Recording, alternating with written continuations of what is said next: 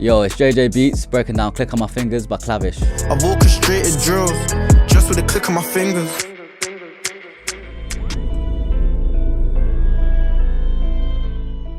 So first I started with this sample I found from Minxie, co-producer. I'll play it just now.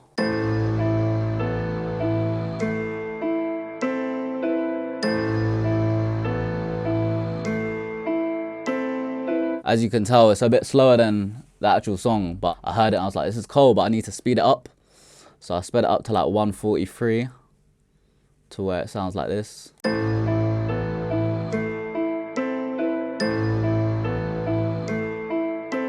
Because when I first heard this loop, I thought Clavish straight away, but I knew that he fucks with the sort of type of BPM from like 128 to 150, I'd say.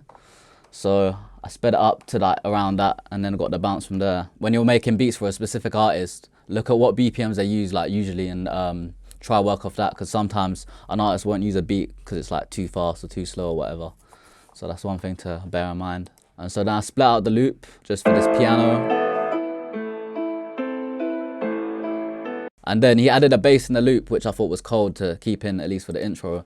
Just added a little EQ to it. That's how it started for the intro.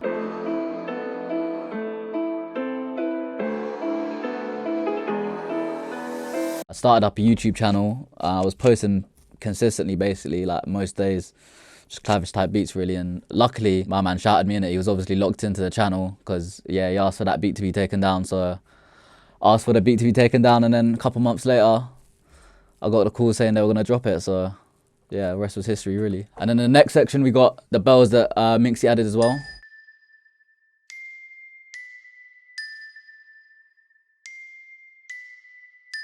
And the strings that everyone knows as well.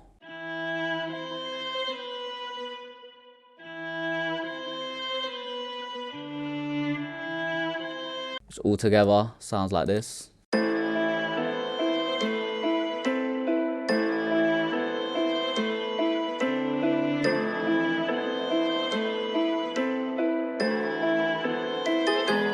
So first I started with the hi-hats, very simple.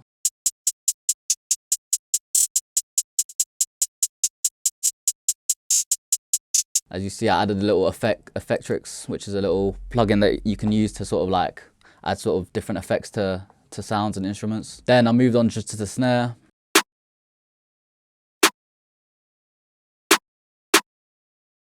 And I think after that, it was just a kick.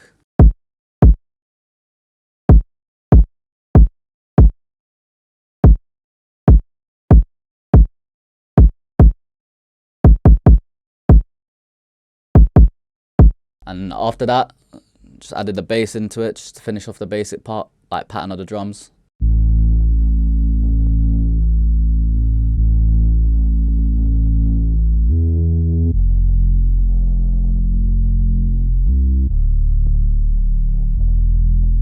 Again, very simple, nothing really much to it, but altogether the basic sort of bounce of the beat that you hear sounds like this.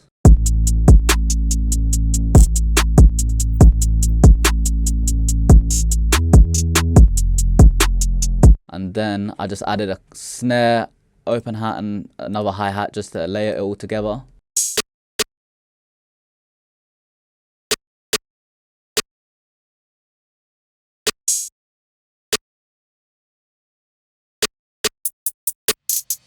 Don't limit yourself at all, like any way you can, because I feel like a lot of producers sort of stick to one way or focus on one way, but there's really, you can get placements like for any way really. Like a lot of my placements come from being in the studio to YouTube to emailing beats, so you can't really limit yourself. Even loops is a great way as well. So if you're doing all four of them things, you're basically increasing the chance, you're multiplying the chance that you'll basically getting your beat heard in it. So yeah, I'd say don't limit yourself at all, and all of those ways are very good ways to get placements really. Another thing I'd advise to producers, keep your drums very simple, especially if you're trying to chase placements. Like I feel like when a lot of people start out, they make a lot of beats just to try and impress producers and try and like just make it very complex, and it's not really necessary really, to be fair. I think when it's simple, it gives enough space for the artist to sort of do his thing on it as well. So altogether, from when the beat drops, it sounds like this.